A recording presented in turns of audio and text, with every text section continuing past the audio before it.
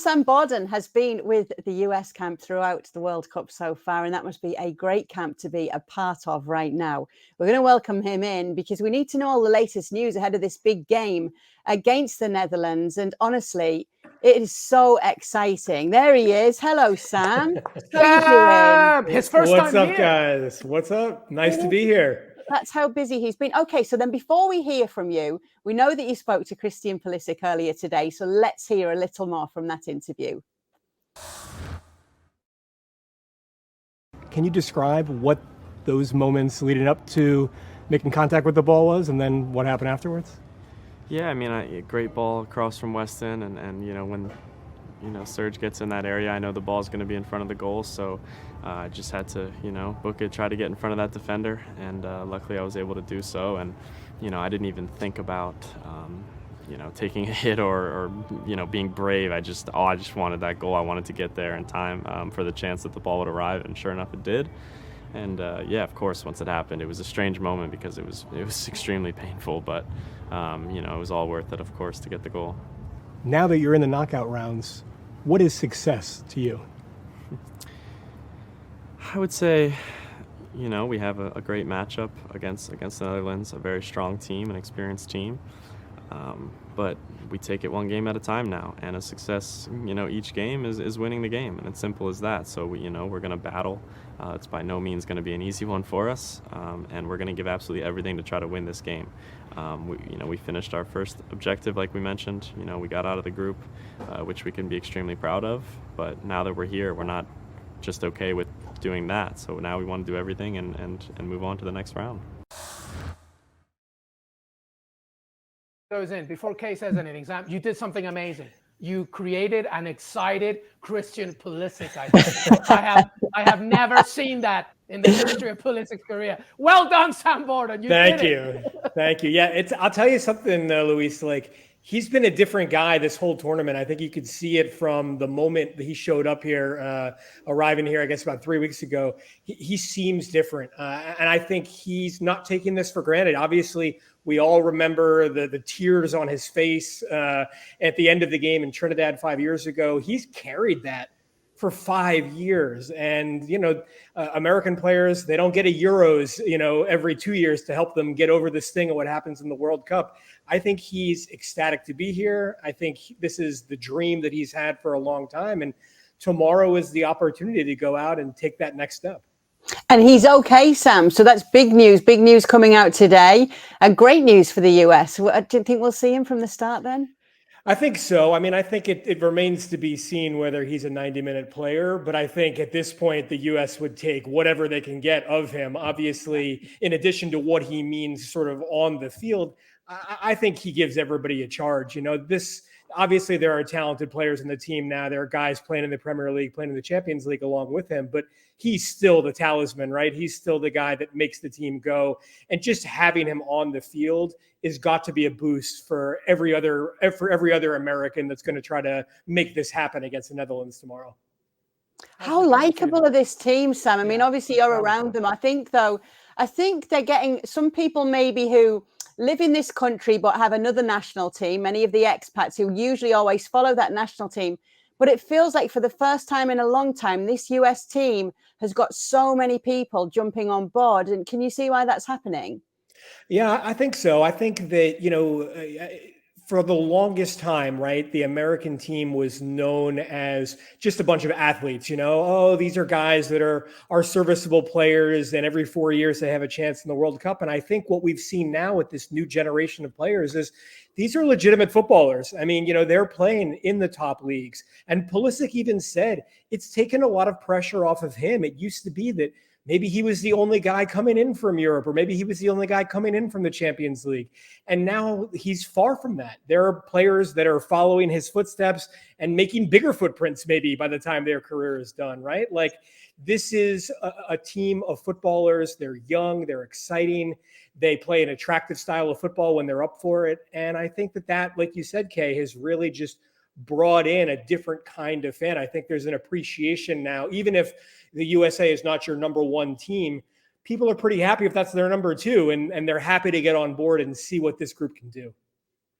Speaking of number one, here we have number one commentators in the US that we're hearing on the broadcast, the likes of Ian Dark and Derek Ray. Well, over in the Netherlands, our ESPN colleague is number one. It is Vincent Schildkamp joining us now from Netherlands. Well, talking more, obviously, covering Netherlands on behalf of ESPN Netherlands. And we want to know so much. Vincent, thank you so much for being here. Welcome to the show. You must be really excited about tomorrow's game. Yes, we are excited, but we do have some problems here in the Netherlands because the form hasn't been really good in the first 3 matches of the tournament. So that's a concern. There's also a concern of the health of the players group because a couple of players we were told that they would have the flu, but in the end today, the 26 players were all on the pitch. So maybe that thing in the end comes out right for us. Let me ask you something, Vincent, because we've been talking a lot about the Netherlands here, obviously, as the next opponent for the USMNT. One thing is obviously Louis van Gaal's, I guess for lack of a better phrase, boring approach to what we're usually used to at the Netherlands, the total football, the Reiners Michels, let's go at them no matter what. And I feel that, Louis van Gaal is never going to change the way he thinks. Is he going to change the approach into this game? Are players going to be more brave, I guess, more forward thinking? Or is Louis van Gaal thinking still, no, I don't care what you say, we're sticking with the plan? He's sticking with the plan. He's definitely sticking with the plan. But things have become upside down because we used to be very good at offense and not so good at defense. Now the other way turned because our defense is really, really good, but our offense is lacking quality at the moment, and the lacking form, the lacking fitness. So we do have some concerns going into the game tomorrow against the United States because all those qualities I mentioned, that's what the US does possess. They have the energy right now. They have the positive feeling, and that's what we are lacking at the moment. So we are normally overconfident here in the Netherlands, but for tomorrow's game, that's not the case, I'm afraid. Wow, that's interesting to hear. I just want to go back to that flu report then, Vincent. You're saying it looks as though it's okay because, sometimes to hear the flu, people might mistake a cold or the flu. The flu is pretty serious. To see players training, where has this report come from? Is it something that's lost in translation? Because usually you imagine if a player's got the flu, they're going to be bedridden. No, but I think the problem is that Van Gaal used the word flu. That's what created the problem, I think, because there were 2 players at earlier press conferences, Martin de Roon and Frenkie de Jong. They had a sniff, they had a cough, but that's not the same thing as the flu. And they said it was due to the air conditioning in the stadiums. But like I said, 26 players on the pitch, that's no concern for tomorrow's game. They will play. To be fair, Kay, I think everybody here in Qatar, I don't know what Vincent has heard, but sniffing. Yeah, I mean, the air conditioning, it's like full blast all the time. And then you walk outside and it's 90 degrees Fahrenheit. And then you walk back into the air conditioning. So it seems as though, even in a post-COVID world, everybody is just sort of accepting the fact that, there's going to be people coughing everywhere you go. Vincent, I have another question for your Netherlands, and I'm wondering what the thinking is back home. We're going crazy here over Cody Gakpo. What a player. Obviously, we're going to get Rob Dawson, our correspondent, coming in later. He covers Manchester United and Manchester clubs. There's a lot of interest in him. What's the feeling in the Netherlands for Cody Gakpo? Because we're very excited about him.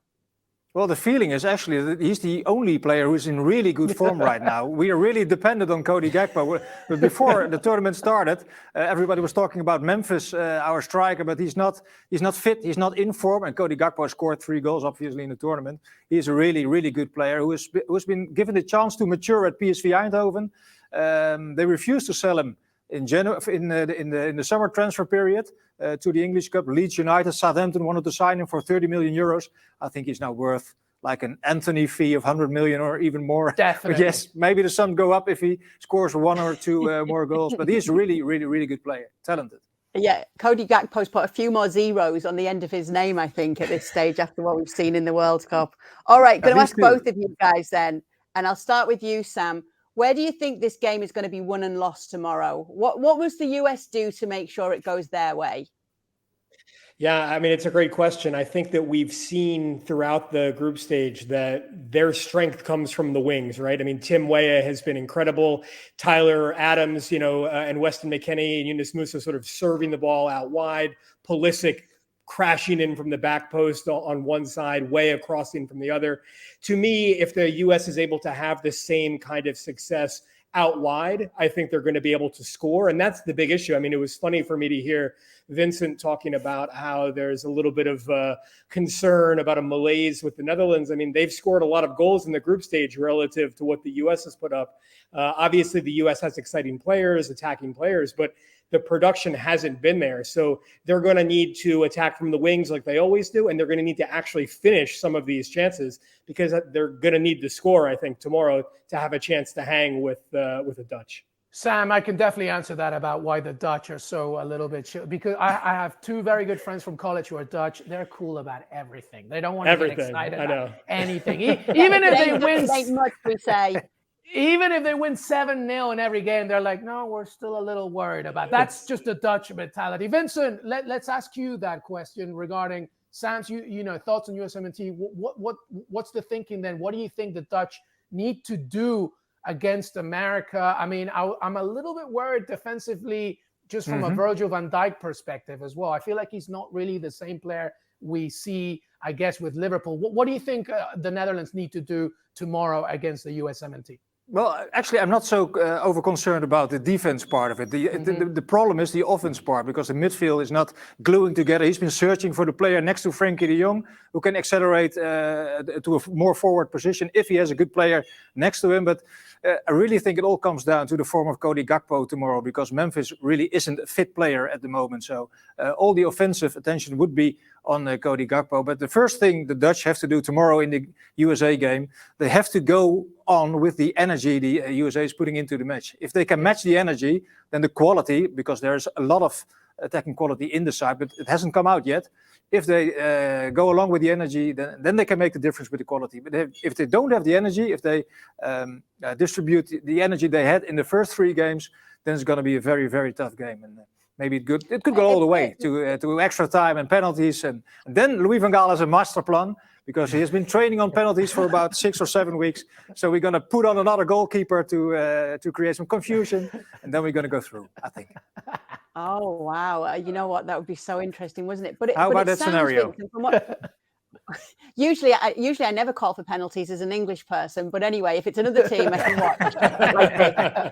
Anyway, Vincent, what I will say though is it sounds like from a few of the things you've just been saying here, that the biggest fear that you'd probably have then against this US side, the Netherlands side, is that energy that they're carrying into this game and not being able to match it then. Yeah, that's really the main concern, because a few players just are not at their fitness level they used to be at the club teams. So that's really a big problem. And Memphis, because Louis van Gaal has always stated to become world champions. He stated that 13 times in his last press conference before the World Cup, by the way. 13 times he said in the press conference, we're going to be the world champions. But he also said we need a good Memphis Depay in our first 11. And Memphis at the moment is not the Memphis he used to be for about 2 years ago or something. So that's really a main concern. Then it all comes down to the young, inexperienced Cody Gakpo. There are big shoes to fill for him. Yeah, it's a lot of pressure. A lot of pressure on Cody Gakpo, for sure. Yeah. What about you, Sam? What do you think the biggest fear will be with this side? Do you think it could be the experience in this side against them?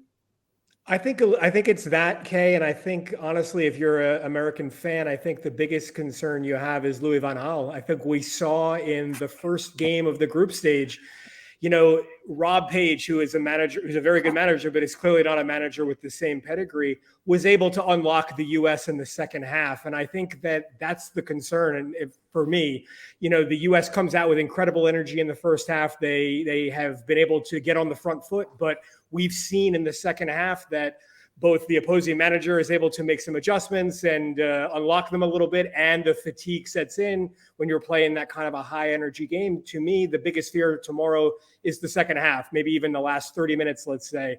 I could see a scenario where the U.S. is able to get out in front, is able to play with energy, is able to even impose itself a little bit on the game. But then I think there will come a point in the second half where they're going to suffer, because the Dutch will be able to make adjustments and unlock them the way that the Welsh were. And I think whether they're able to come through that phase successfully is going to dictate whether they're, behind, able to get into extra time, or maybe even able to come away with a win. This game, to me, Kay, very quickly, is about momentum. is about the narrative and the journey of the entire 90 minutes, because already Vincent has said it, Sam obviously reports on it, about the eagerness, the energy of the USMNT, okay? It's not a cliche to say that because their average age is 25, they want to be willing, they're working collectively. I talked to Tim Way a few weeks ago. He talks about that. But then it's about not just the Netherlands meeting that energy, but at the same time understanding that there will be moments in the game where they will have their chances. The question will be who will take theirs at exactly the time that you need it to. Thanks so much for watching ESPN on YouTube. And for more sports highlights and analysis, be sure to download the ESPN app. And for premium content and live streaming, subscribe to ESPN Plus.